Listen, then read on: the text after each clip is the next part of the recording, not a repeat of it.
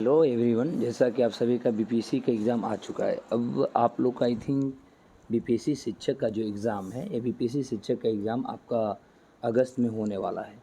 इस एग्ज़ाम को देखते हुए, चाहे बीपीएससी 69 हो या बीपीएससी आपका टीचर्स का हो, ये दोनों को देखते हुए आपका करंट अफेयर जो बिहार से रिलेटेड, जो बहुत सारे आपको न्यूज़पेपर में भी नहीं मिलती है, ये सभी को आज हम एक जगह एकत्रित करके वन लाइनर के रूप में मैं आपको उपस्थित कर रहा हूँ, जिससे कि आपको आने वाले एग्ज़ाम में एक एनर्जी मिलेगा और आपकी क्वेश्चन भी लड़ेंगे और आपको लगेगा कि हाँ, हमारी जो तैयारी है वह तैयारी कुछ हुई है। तो चलिए आज इसी के साथ हम आपके सेशन को स्टार्ट करते हैं।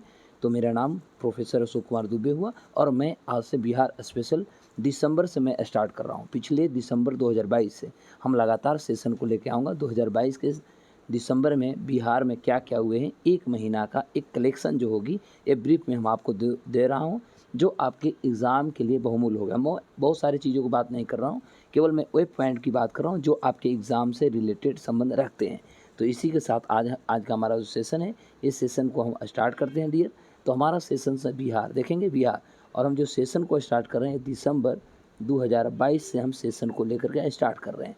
और इससे रिलेटेड यदि कोई क्वेरी आपको हो सकता है तो आप हमें क्वेरी बॉक्स या हमारे जो इनबॉक्स होंगे उस इनबॉक्स पे आप करेंगे, और लाइव सब्सक्राइब शेयर करना आप ना भूलें। तो आज इसी के साथ हम अपने सेशन को स्टार्ट करते हैं, और क्वेरी हो तो आप इस नंबर पर ज़रूर कांटेक्ट करने की आप कोशिश भी करें।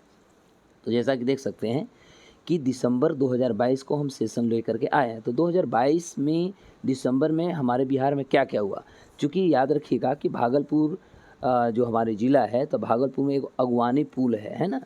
तो वहाँ पर अगवानी पुल पर एक बनेगा देश का पहला डॉल्फिन ऑब्जर्वेशन सेंटर, ध्यान दीजिएगा। तो बिहार के भागलपुर में सबसे पहले आप देखेंगे अगवानी पुल पर, वहाँ पर एक अगवानी पुल है, वहाँ पर बनेगा देश का पहला डॉल्फिन ऑब्जर्वेशन सेंटर। और ये जो डॉल्फिन सेंटर होंगे, डॉल्फिन सेंटर ऑब्जर्वेशन सेंटर जो होंगे, ये शीशे से डॉल्फिन की अटकलियाँ दिखेगी यहाँ पर, है ना। मतलब एक तरह से कैसा म्यूजियम टाइप का यहाँ दिखेगा, जो कि इससे पर्यटक तथा देखने के लिए बहुत सारे लोग वहाँ भी जा सकते हैं। तो इससे एक रोज़गार का भी स्रोत निकल सकता है। दूसरी बात होगी कि हमारा नालंदा हुआ और मुजफ्फरपुर, ये दो ऐसे ज़िला हैं जहाँ पर 2 एथेनॉल प्लांट लगेंगे। वहीं भभुआ में टेक्सटाइल प्लांट लगाने के लिए बिहार सरकार जो है लगभग 277 करोड़ रुपया का वो निवेश करने की बात कर रही है बिहार सरकार। और बनेगी कहाँ, तो 2 एथेनॉल प्लांट ऑलरेडी आपको पता है कि एथेनॉल प्लांट बिहार के पूर्णिया में बन चुका है, और अगला जो 2 हमारा एथेनॉल प्लांट जो बनेगा वो नालंदा और मुजफ्फरपुर में बनेगा। और भभुआ जो है, भभुआ में टेक्सटाइल उद्योग लगेंगे, और इसको लेकर के बिहार सरकार 277 करोड़ रुपया का निवेश करेगी। अब राजविंदर सिंह भट्टी के बारे में आप जानते होंगे। तो राजविंदर सिंह भट्टी को दिसंबर 2022 में बिहार के डीजीपी बनाए गए हैं, और यह डीजीपी 53वें नंबर के हैं, यानी आज़ाद भारत का। और बिहार जो से आज़ादी के बाद बिहार की देखें तो ये 53वें बिहार का डीजीपी बनेंगे। तो एक क्वेश्चन पूछा जा सकता है।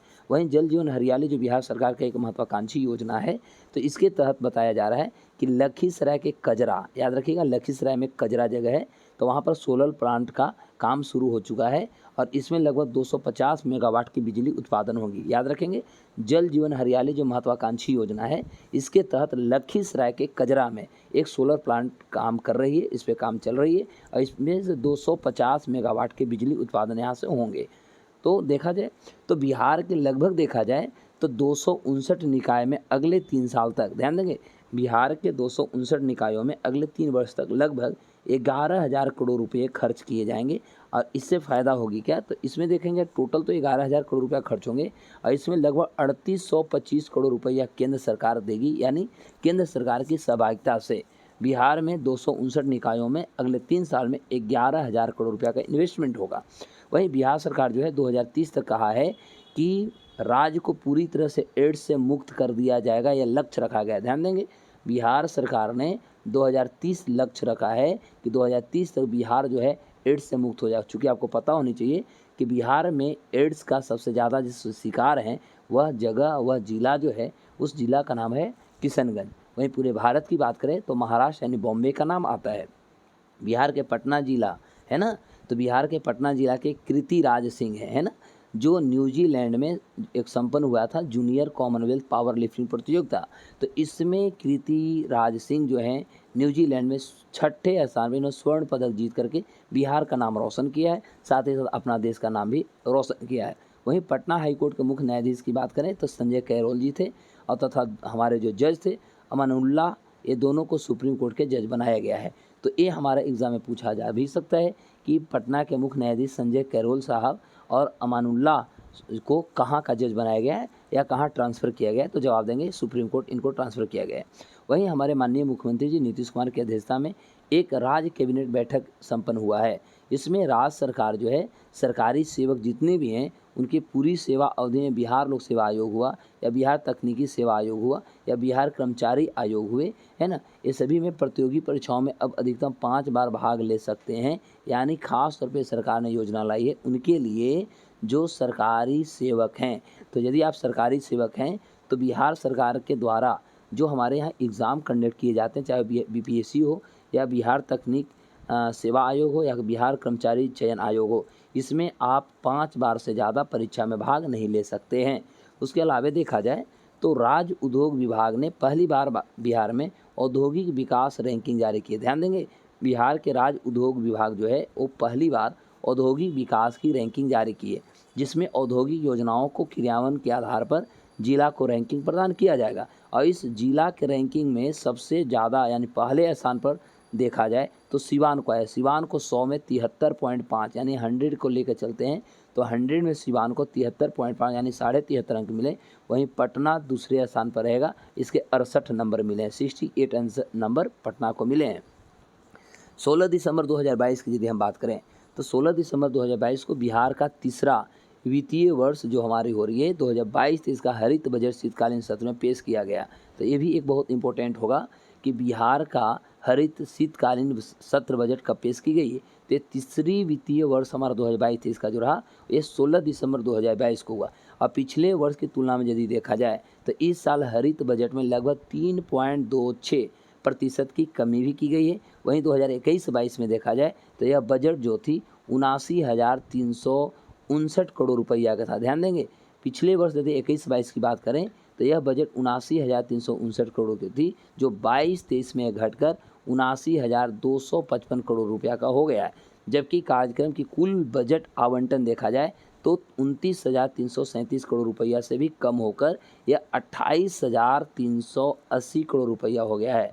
और सबसे महत्वपूर्ण बात तो यह है कि बिहार देश का पहला ऐसा राज्य है जो हरित बजट पेश करता है। ये आप न भूलें, बिहार को देखिएगा, पूरे भारत में बात कर रहा हूँ तो बिहार देश का पहला राज्य है जहाँ पर हरित बजट पेश किया जाता है। इससे विभागों द्वारा पर्यावरण के संरक्षण के लिए चलाई जा रही योजनाओं के क्रियान्वयन में मदद मिलती है। तो आपसे एग्जाम में पूछा जा सकता है कि भारत का वह पहला राज्य जहाँ पर हरित बजट पेश किया जाता है, तो उसका नाम हमारा हो जाएगा बिहार। तो ये आपके बहुत इंपॉर्टेंट क्वेश्चन, इसको आप याद कर जाएंगे।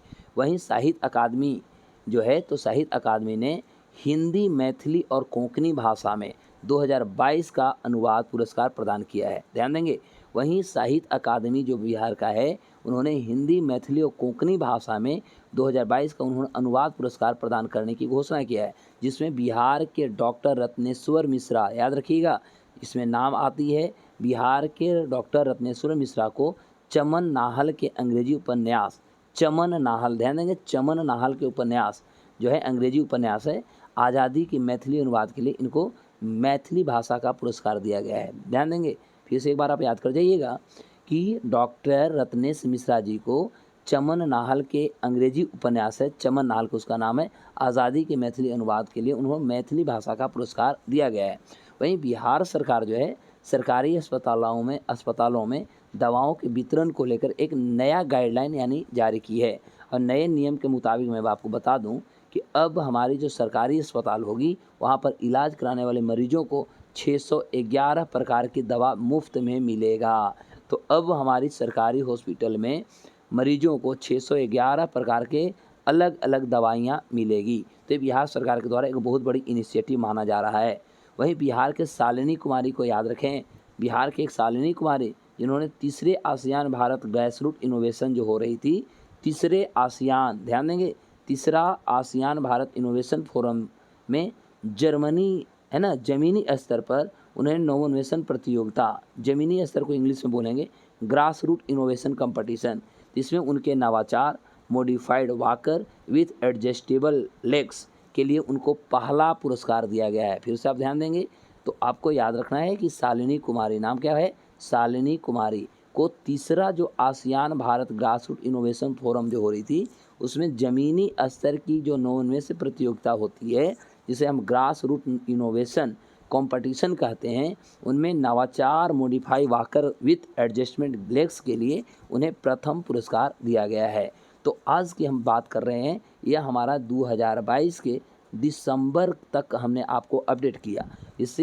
इसी तरह हम आपको हर महीना का बिहार में होने वाले समाचारों से हम अवगत कराएंगे, जो कि आपके बीपीएससी में 69वीं शिक्षक तथा सीडीपीओ जो भी आने वाले एग्ज़ाम होंगे, बिहार से रिलेटेड जो भी क्वेश्चन पूछेंगे, वे सारे क्वेश्चन को आप आसानी से बनाएंगे। जो क्वेश्चन होगी, और आप ये वीडियो को शेयर, लाइक, सब्सक्राइब करना ना भूलें। क्वेरी होने पर आप इस नंबर पर ज़रूर कॉन्टैक्ट करें, जिससे आप इसमें मैसेज करें, तब आपको मैं टेलीग्राम चैनल के माध्यम से भी आपको अपडेट कर सकूं, आपको मैसेज दे सकूं। तब तक के लिए नमस्कार, जय हिंद, बाय बाय। फिर मिलेंगे इसी पल इसी चैनल पर।